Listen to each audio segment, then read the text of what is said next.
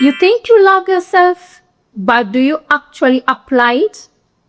Here's the truth most people won't say out loud. You can know all the right words, self-care, self-worth, self-acceptance, and still be living in rejection, still shrinking, still saying yes when your whole body is screaming no. Today, we are not just talking about what self-love sounds like. We are talking about what it actually looks like in practice. Stay with me. Pillar 1 is going to call somebody out. Welcome to the Ideal Within. If you are new here, this is a space where we start with God, we grow intentionally, reflect, and become better within. It is also a quiet space to refine yourself without the pressure to become perfect. I am the fellow intentional grower, Mickey. Let's begin, intentional grower.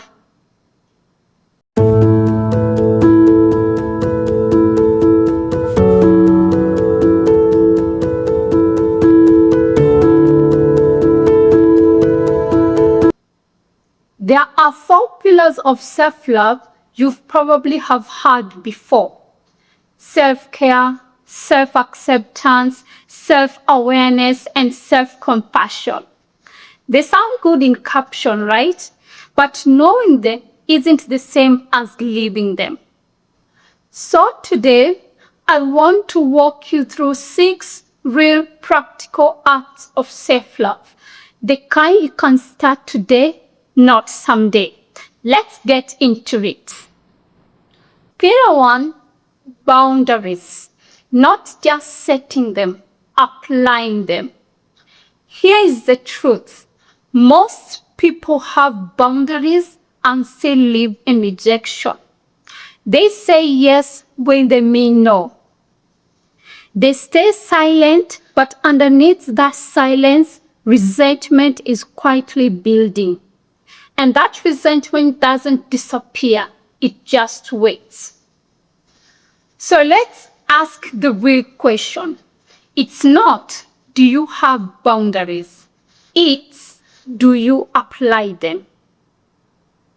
Let's be frank with each other for a second. The people who cross our boundaries most often aren't strangers.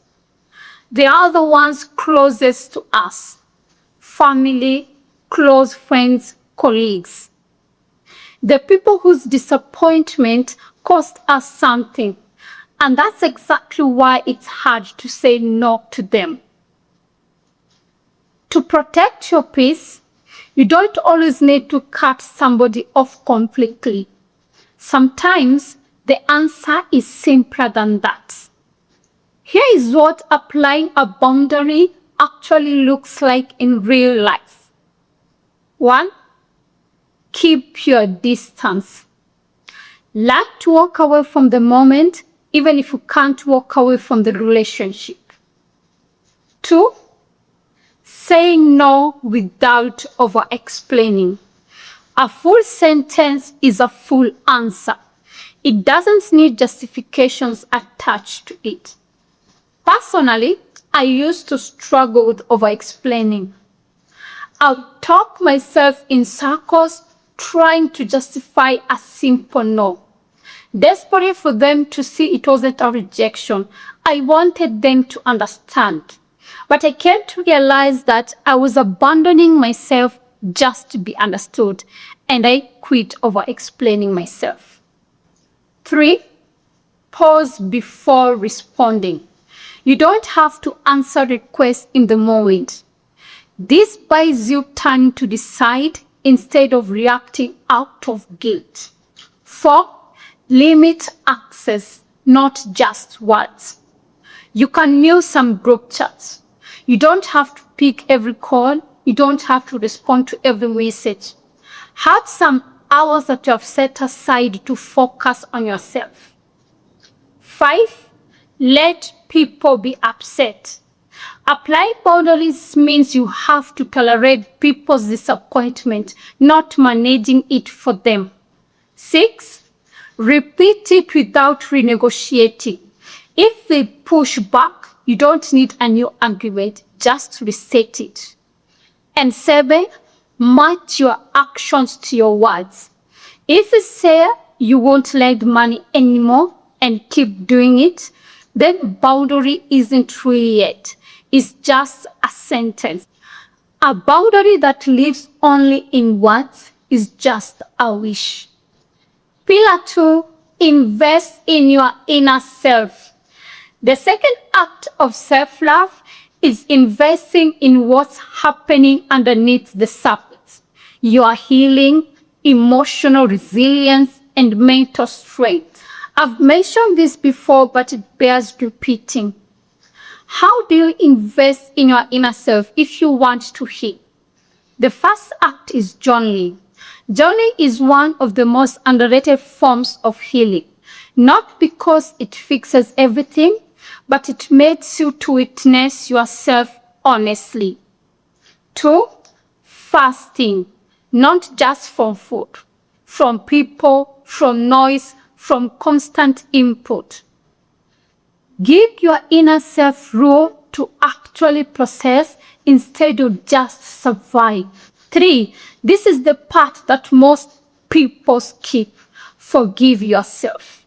Forgive yourself of your past baggage. Not excuse it, not pretend it didn't happen. Forgive it. Forgive it so it stops being the thing you are dragging into every new room you walk into. Pillar 3, discover yourself, be yourself. Most people are living camouflaged life, blending in, performing a version of themselves that is easier for other people to accept.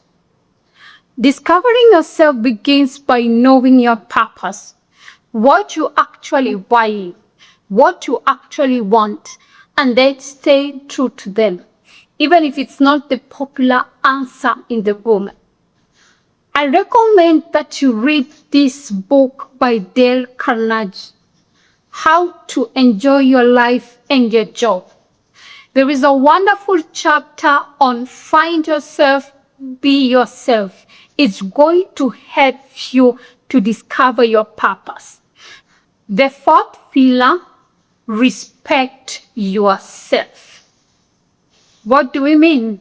Learn to walk away quicker from spaces you feel unseen, spaces where you're disrespected and not valued. The longer you stay somewhere you are invisible, the more invisible you feel everywhere else too. Learn to walk away quicker. Pillar 5, 5 minutes of daily self-appreciation. 5 minutes, yes, that's it. Every day, acknowledge something about yourself without qualifying it, without comparing it, without waiting for someone else to say it to you. It feels small. It isn't. It's the practice of becoming your own first witness. And finally, lean into the little joys when you find them. A picnic, a quiet walk with nowhere to be, a cup of coffee. Celebrate your tiny wins, celebrate your small victories. Find something that excites you, something that brings peace in your inner self. A place where you can release your mind, release your thoughts, reflect quietly. Lean into those little joys. These aren't small things. They're how you practice to love yourself in real time instead of just talking about them. Self-love isn't a feeling you wait to arrive. It's a practice, and it starts the moment you stop tolerating what hurts you. So this week, pick one, just one. It could either be a boundary, or 5 minutes of daily appreciation, or walking away from a room where you're feeling unseen, or leaning into the little joys. Just pick one. Put it into practice. If this spoke to you, let me know in the comment section which filler hit the hardest. I read every single one. And if you're new here, subscribe, because this is exactly the kind of conversation we have every week here on the Ideal Within. As always, you are the ideal person to rewrite your story.